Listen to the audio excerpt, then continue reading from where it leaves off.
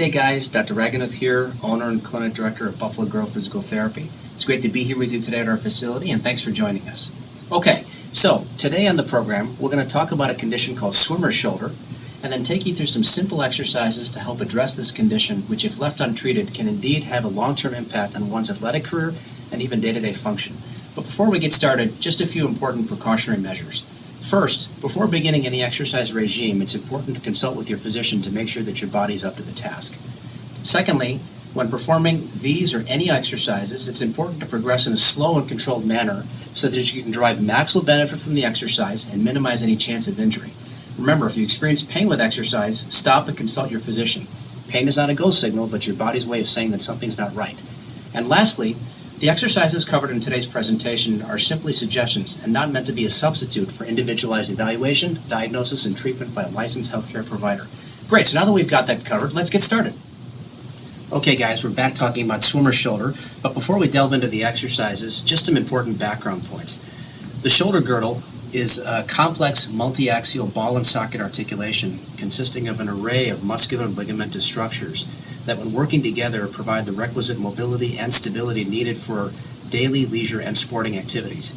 And it's this careful, delicate mobility, stability, tug of war, if you will, that can be aptly illustrated in the repetitive overhead motions of not only swimming, but the tennis player trying to make that game-winning smash, the volleyball player going up for the spike, or the baseball pitcher trying to sizzle a 100-mile-an-hour fastball to close out a game. Okay, so as alluded to earlier, swimmer's shoulder can not only be seen in the swimmer, but other overhead athletes. However, it's the elite swimmer that's most prevalent to swimmer's shoulder simply because they average up to 9 miles per day, which estimates up to 4,000 revolutions per shoulder, just a single workout. And so it's this repetitive clockwise-counterclockwise motion, namely during the freestyle and backstrokes, that can over time perpetuate a vicious cycle of fatigue, pain, and ultimately soft tissue failure. Unlike a fall or a motor vehicle accident, which is a macro-traumatic event, swimmer's shoulder is a progressive, degenerative, inflammatory condition of micro-traumatic nature, brought on by gradual onset involving cumulative wear and tear of the rotator cuff tendons, which is a very important set of muscles, also known as scapulohumeral muscles, which extend from the shoulder blade or the scapula, which is a triangular-shaped bone that hugs the rib cage and attaches to two little bony prominences on the humerus known as the greater and lesser tuberosities. And together they work synchronously to optimize dynamic stability and ensure smooth synchronous overhead motion.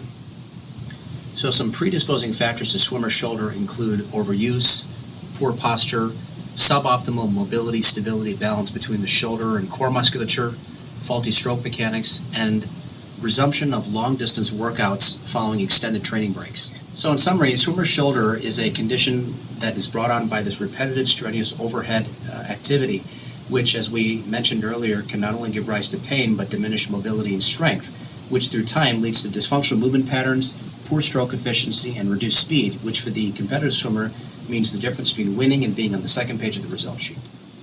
All right, guys, so we're back talking about swimmer's shoulder. So now that we've covered the basic background points and precautionary measures, let's get started with the exercises. So first up in our sequence are some stretching exercises. If you remember earlier in the presentation, we talked about this mobility-stability disconnect that exists with swimmer's shoulder. And oftentimes in our evaluation, we'll see the individual presenting with this kyphotic carriage, head tomahawk forward, rounded shoulders, which creates a lot of tightness with the pectoral girdle and conversely a lot of weakness in the muscles that feed into the shoulder blade. As you know, one of the causative factors of swimmer's shoulder is poor posture. So a simple exercise that we can do to address that would be what we call a roller angel stretch. So for that, we need a standard foam roll, which is about 36 inches long. You're going to grab our ball, take care to sit down on the edge of the foam roll with your knees and hips flexed. You're going to place the ball between your legs and squeeze the ball to activate the inner thigh muscles, or what we call the adductor muscles. From here, you can slowly use your arms to walk your way down on the foam roll so that your head and neck are firmly supported. From here, initially when you lay down, your back is going to want to arch or be thrown in what we call a lordotic position. That's going to create some injury to the low back, so we don't want that. So an easy fix for that is to simply do what we call a posterior pelvic tilt. Just as I'm doing that, it's going to turn on the abdominals. And then from here, you initially want to keep your arms and elbows straight and then bend them into a goalpost position. and just hold. And you're going to get a nice stretch through the pectoral region right here. Good hold time would be about 2 to 3 minutes. You want to make sure you're breathing in through your nose, out through your mouth to allow the muscles to release. And that's the roller angel stretch. Okay, so the next exercise in our stretching sequence is what we call a doorway stretch. For those that don't care to get on the ground or don't have access to a foam roll, this is a simpler option. So here, we're going to get to a doorway and stand a few inches away from the threshold, positioning our hands on opposite side of the doorway, and again in that goalpost position.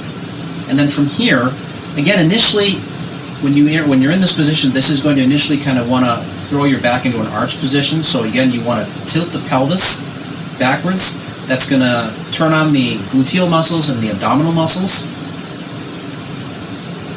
And then from here, positioning the hands on opposite side of the doorway, keeping the chin nice and tucked, you're just going to slowly, carefully lean forward just until the point where you feel a stretch in the top of the chest over here.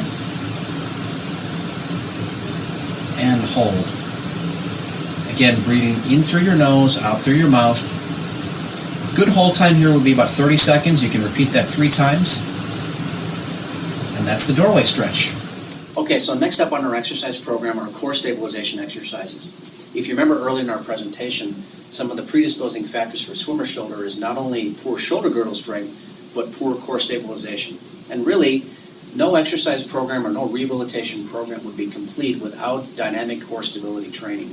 The core is an important set of muscles that serve as the powerhouse of the body, and when working synergistically, help corset the spine to ensure effective transfer of force from the trunk to the extremities to optimize whole body movement patterns, which is reflected not only in daily life, but sporting activities. So the first exercise that we can do, a very simple exercise, is what we call a plank. So from here, we're going to slowly come down on our hands and knees, making sure that our hands are directly underneath our shoulders and knees underneath our hips.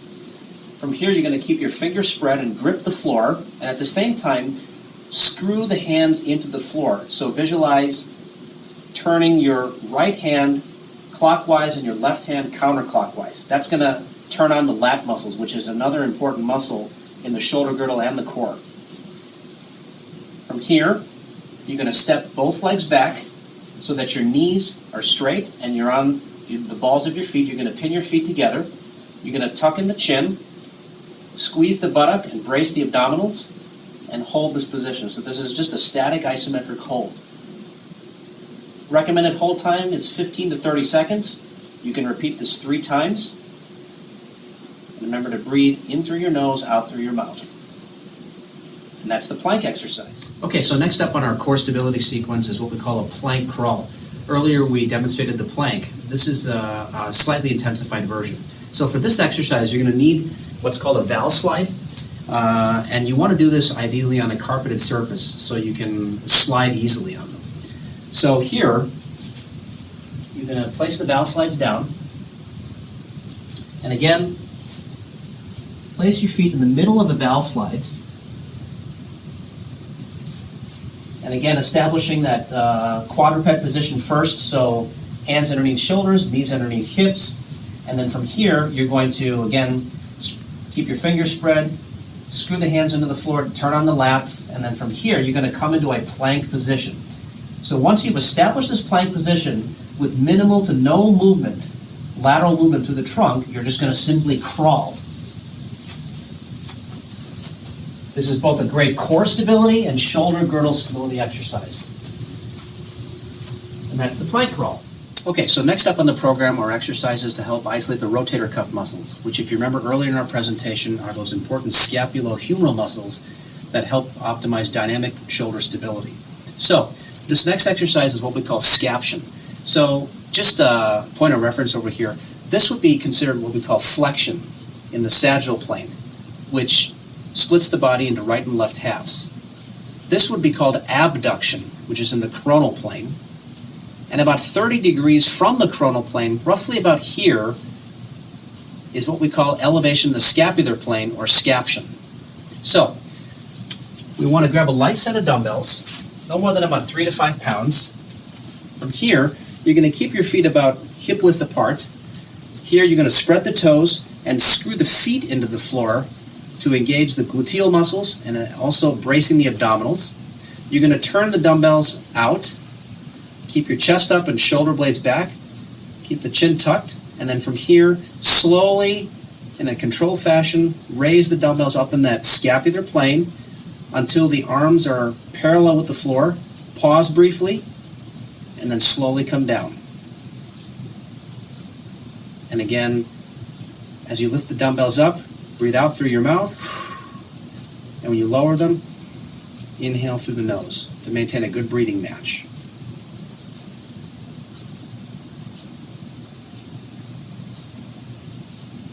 Just like this.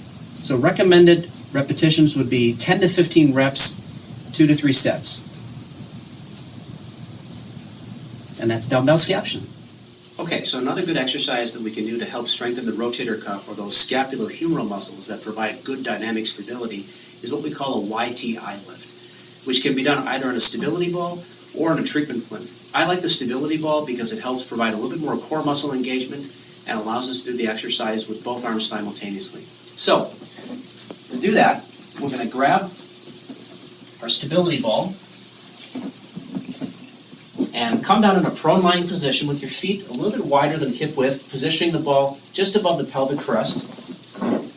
You're going to grab your light pair of dumbbells, probably no more than about 2 to 3 pounds, and you're going to keep your knees straight, squeeze your quadricep muscles, tense your gluteal muscles, and you want to keep your chin tucked. From here, you're going to slowly raise the dumbbells into a wide position, keeping your elbows straight. Pause. Come down slowly. Turn your palms to face forward. Raise them up and out to the side. Pause. Down slowly. And then come back in that wide position, squeezing the shoulder blades together, pausing, and back down slowly. So one more time. Forward, out to the side, and back. So each direction is considered one repetition. I'd recommend two sets of 10 to 15 repetitions, and that's the YTI lift. Okay guys, so that concludes our presentation on swimmer shoulder. I hope you enjoyed it as much as I did and found it helpful. Thanks again for joining us, and until next time, I wish you good health. Take good care.